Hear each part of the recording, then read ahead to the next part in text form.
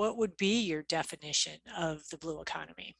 So this is where the nerd in me comes out, and I don't try and figure it out for myself. I go look for a validated source.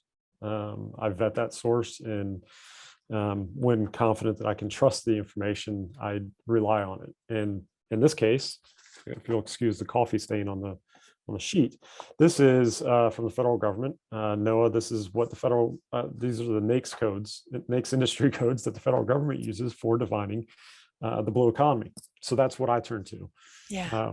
It's got everything from living. So the sectors are living resources, marine construction, marine transportation, offshore mineral resources, ship and boat building, and tourism and rec.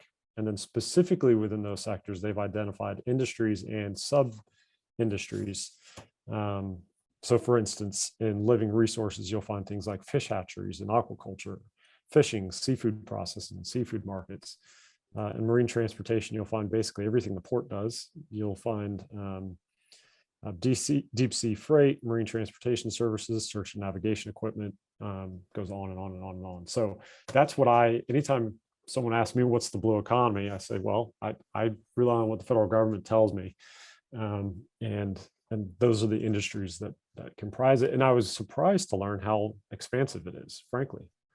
I always thought of it when I heard the term as pretty narrowly defined.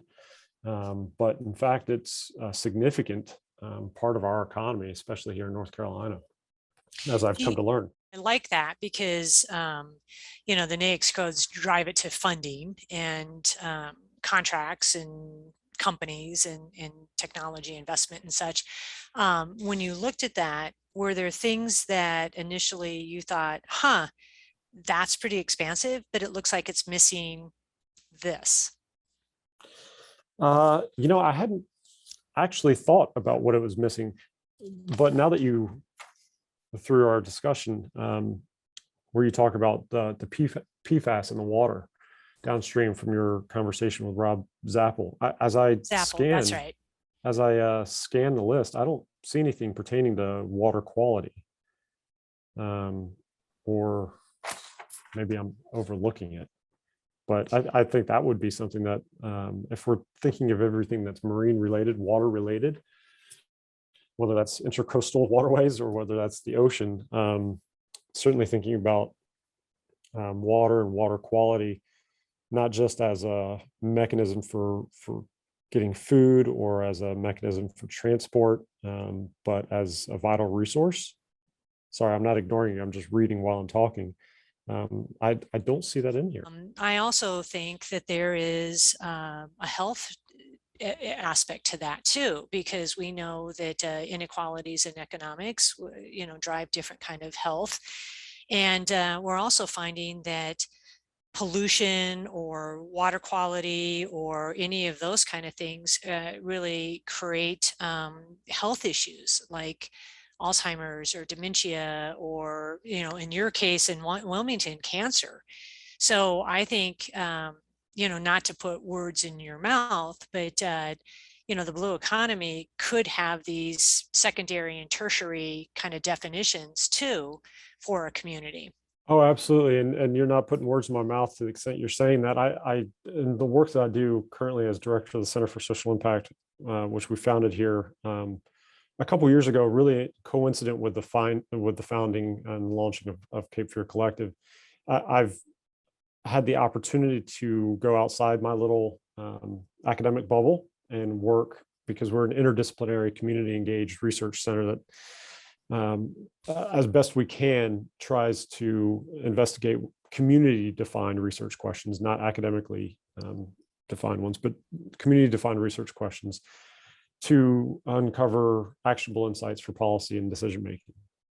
As a function of that interdisciplinary work, I've come to work very closely with a lot of folks in nursing, public health, social work, economics. And when we're in the same space, we consistently talk about the social determinants of health and how you can't disentangle one piece from the system and just stay in that silo and think that you're going to fix a complex problem. We too often trying to address what we call wicked problems, problems that emerge for multiple reasons and can't be addressed by any single intervention through one singular approach. So we're going to, focus on third grade reading by, I don't know, doing something in second grade, right? Yeah. For these students academically. But no, I mean, their living situation, their health, and everything is going to affect their educational outcomes. So forgive me if I'm going far afield from your interest here, but what Cape Fear Collective has done, and what CSI does alongside them, is collect data on literally everything that we can get our hands on across the board, from health, environment, infrastructure, housing, transportation, social systems, to think more systemically about what our condition is, what's causing that condition, and then understand and map the assets within our ecosystem to say, okay, where are our strengths, where are our deficiencies in addressing those issues that we've identified, and how can we pivot to or pour resources into specific areas to allow us to more effectively address some of the inequities that we see. You talked about race. I was proud to be a part of Cape Fear Collective's development of the racial equity dashboard, which showed disparities in race. When we had a flashpoint as a country a little over a year and a half ago, and we're starting to have finally a more current reckoning with the issue of race in America. We said, there's an answer to this from a data or perspective. We can show you using local data from Wilmington Police Department, from New Hanover Regional Medical Center, from you name it. Some of the disparities we're seeing in various different economic, health, educational outcomes for people of color in our region. So I don't know if that's where you're guiding me or if that's what you wanted to hear, but that's some of the work that we've been doing. What you're describing to me is using big data in a systems of systems type of analysis to try to understand those interdependencies, so that you can target in, because if you can find those couple nodes that are the critical, then you can solve a lot more problems other than just one. Network It's analysis, you're hard to, familiar. yeah, it's nodal analysis, right? It's really hard to teach a third grader how to or expect them to read if their bellies are empty and growling, Right. Yeah. That's right. So And that's exactly what we're doing. We created, CFC created what we call a community data platform. It's a data lake that exists within the AWS environment. And we've put a SQL server on it so that we can write tables and extract information, but it's calling in real time information from basically every source that you can think of at the federal level: CDC, Census Bureau, BLS. I mean, the list goes on and on. State level information. And then we also have executed data usage agreements with local anchor institutions, and they'll give us their proprietary information, de-identified, but then population level. So we can investigate it and layer it on top of the other things, and then just bump big data up against other data to see if we can find insights. yeah. So that's the work that we've been doing, and then trying to also layer on top of that the qualitative piece. So when we go out there and we say this is what big data tells us, that's one thing. We all know data can be biased, so it's important to get that lived experience. And they've done a fantastic job through their reporting, and we have tried to layer on from an academic orientation the importance of getting out there and talking to folks and saying, does this match your lived experience? If not, can you tell us what you're experiencing? How do we kind of think about our decisions for the future and do those what ifs?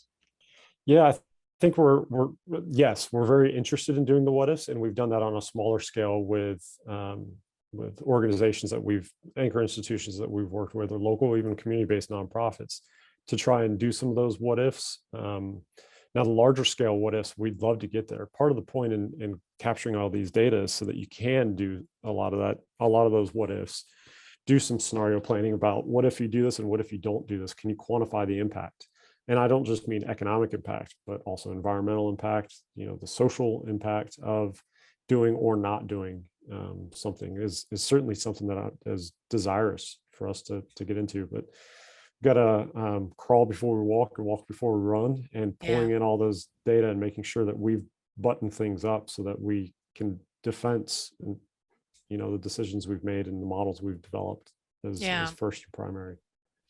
So if there was kind of a definition then that Wilmington, in the greater area came in agreement, the leader said, hey, this is where we're going, from a blue economy perspective. Is that a useful concept for major entities in the Wilmington area to start guiding their direction for that future? I think so. I think the blue economy as a concept is so nebulous, as you pointed out, and definitions vary to such a great extent. It may prohibit, this is just my presumption, but it may prohibit people from engaging that work or engaging that space because they're not really sure where they fit. I think more folks would be at the table if they had a clearer understanding of what exactly it is. And then to some of the work that I do, it's not blue economy specific, but asset mapping, trying to understand what our ecosystem looks like is really important, probably for developing that definition, but then certainly from actioning off anything in the future to know what your assets are. We so often in social science and just in general look at things, the economy, the environment, whatever, from a deficit perspective, and try and make guesses about what we should do. I'm very much in that camp where the information's out there. You just got to go get it. Start from an asset perspective, and don't guess. Use data to drive your decision making and the direction you go. At least that's my take on it. Yeah. Yeah. I want to make sure, since this has been recorded, I give attribution to Patrick Bryan, CEO of Cape Fear Collective, for this, but I shamelessly steal it most of the time. He says, I love this saying. He says, we spend too much time being ambiguously right and not enough time being precisely wrong in the nonprofit space, and in the social impact space. And I think that's so true. Failure is absolutely something that's okay and should be embraced because it teaches you something. Yeah. Well, that's great, because so much of this is very emotional. We know people, we feel things, we see things. It's tied to us emotionally, but bringing data and trusting in that data can be that kind of normalize that a little bit. I think that's great. And I'll just speak from the nonprofit perspective, because that's where I see most of this stuff. There's a ton of energy in the nonprofit space to be entrepreneurial, and to do that in a socially responsible and environmentally conscious way.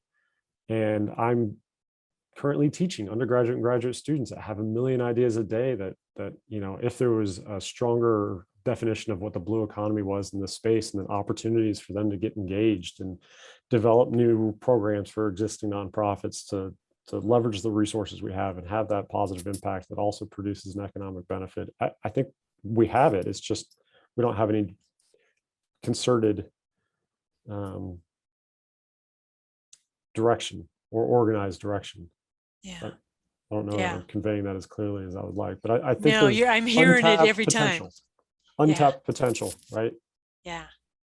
So would that be the first thing that would need to get kind of done by the community, is to kind of sit down and define that, maybe use some of the data that the Cape Fear Collective is doing and others to help define that? I think so. And I don't know if you've talked to Kim Nelson yet. If she's on your list of interviewees, she's in the all blue space. She's a retired executive who worked at PPD for years, and is the most energetic and positive volunteer you've ever met in your entire life. So she's been deeply involved with this for a while, and she and Diane were very interested in trying to asset map the blue economy here, just to get our hands around what it is and what we have. And so we had preliminary discussions and never really went anywhere. But from where I stand, I think that's a good place to start. What resources do we currently have at our disposal? Do we have kind of a regional growth cluster identified within the blue economy that it makes sense to define ourselves around and lean into? If not, that's okay, but I think it'd be useful to know what we have here. Yeah. As we develop that notion of what blue economy, at least for this area, could be. When you think about 10, 15, 20 years, what does that look like, for your children or for you? In the specific to the blue economy? No, just the area, the Wilmington Oh, area. What does it look like? I'm quite hopeful. Just during my short time here, I've seen quite a bit of growth within Wilmington, New Hanover County. I think in a recent report by the economists on campus show that we have had growth in different industries over the last 20 years in this region, growth in population, not as much growth in individual diversity, but certainly growth in the economy in the area. I'm hopeful 15, 20 years out that Wilmington can and will be an even better place to live. We have, so I'll share with you, you know, I guess it can be on the record. I've had opportunities to leave the area to go to nominally what one might consider in my profession better positions at more prestigious places, and have opted to stay because I'm so encouraged by some of the things I'm seeing, the pieces that I'm seeing. That there's a coalition of the willing in a lot of different spaces in this town, and we're just the right size with just the right kinds of for-profit, nonprofit, and public institutions wanting to get involved in positive ways that I think that it can be. I think we can collectively affect positive change in various parts of the community, to the benefit of those among us who need the help. So I don't have any vision for what the blue economy might be like in 15 years. As I noted, I'm new to that, but I'm just in a social impact. Might this be a better place to live for everyone? More inclusive economy, fewer barriers to upward mobility, greater social safety net that takes care of folks, doesn't let folks fall between the cracks. I think we've got the right pieces in place to really do something about that. And it's too exciting an opportunity to be a part of for me to consider going to those quote unquote other more prestigious places. So I'll answer from a very, very personal perspective. This coalition of the willing, if they were to come together tomorrow, what would be the top one or two, three things that they should do? Talk more, just talk more. We have in, and you know this after all your years of consulting experience and professional experience, we have so many great individual efforts going on, and we're missing the synergies from combining some of those interests and efforts, because we get mired in our own needs, not just personally but organizationally, and outmoded charters, as opposed to thinking progressively and entrepreneurially about how we might work together to get things done and address big problems. As you get older, life teaches you a few lessons, and you aspire to smaller and smaller things. No, I can't do that because it failed when I tried to do this, and so I'll stay in my lane and I'll do this. There are enough people that are willing to start having some of those bigger conversations about what we might do together. And then there are some pockets where they're already doing this. But in your hypothetical coalition of the willing, the thing that we're missing the most is concerted collaborative action.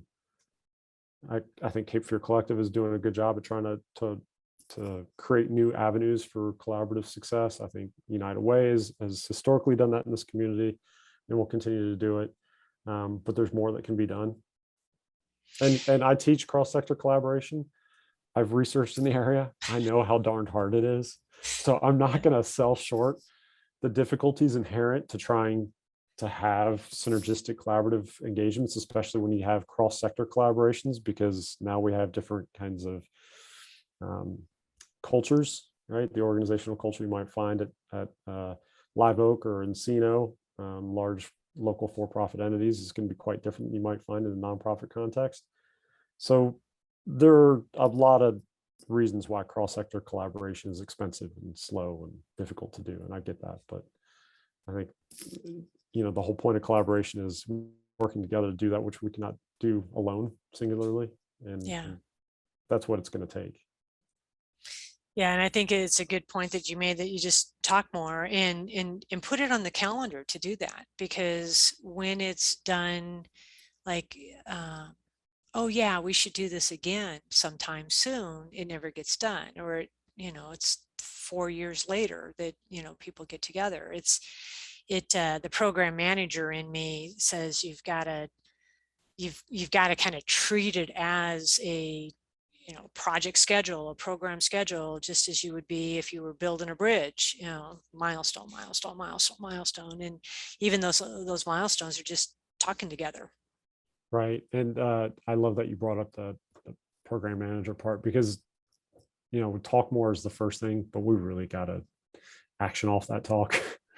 Yeah. We have a lot of good inclusive coalitions focusing on various different aspects of life and community and in this town that I'll say come together in a forum and talk a lot. And I'm waiting for that next step, that follow-up. And that's always a little messy. And that might mean someone isn't at the table that you'd like to be there because they're not committing the resources or living up to their commitments in that programmatic collaboration. But yeah, so it's talk more first, but then also deliberately and intentionally do collaborative work. Does that take a one leader that's in charge of it all, that then kind of manages the little pockets, or can that be done by just the relationships, in trust? There's a whole body of literature around this where they have different models. And I'll tell you that the literature suggests there are various models to collaboration that work. You can structure that network in various different ways. My experience, just speaking for myself, is you need to have one person, one entity, network administrative officer or office that is leading this coalition. If you don't, then you've got too many cooks in the kitchen, and it's hard for me to hold you accountable because you don't report to me, right? If you all buy into a network structure that would have one singular lead that's calling the shots, and then sign MOUs that suggest you're willing to really put some skin in the game and dedicate actual resources to whatever the collaborative engagement is that is defined by the group and led by the singular entity, then that's the best way to do it. The problem you face in that is the power thing, right? Right. So who's king? That's right. But there are ways around that. You create an entity, a nonprofit organization that's that network administrative office, and you have governing documents that say the board is comprised of 2 members from this entity, 2 members from this entity, 2 members, right? And so there's ways to work around and through those issues, but that's my view. Can't speak for everybody. What's your greatest hope for the future? Greatest hope for the future. Now, a lot of ideas are firing into my mind at the moment, so I might just think out loud if that's okay. When we were coming up with a mission statement for Center for Social Impact, we worked really hard about kind of what it should say and what it should reflect, but we're confident in the last part, that what we're doing is trying to create healthier, more equitable communities.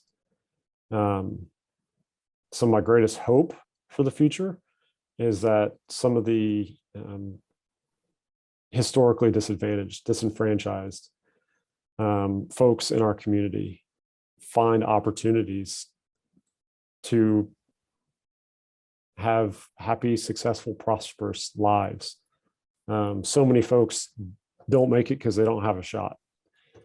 And I think we can, honestly, I wouldn't do this if I didn't believe it. I honestly think we can do more together as a community to provide everybody with those opportunities to lead happy, healthy, successful lives and to take care of themselves and their loved ones in a manner that's, that makes them proud. We have so many resources at our disposal. We got to figure out a way to deploy them effectively and efficiently so that we can all have those opportunities. So my greatest hope is that we figure that out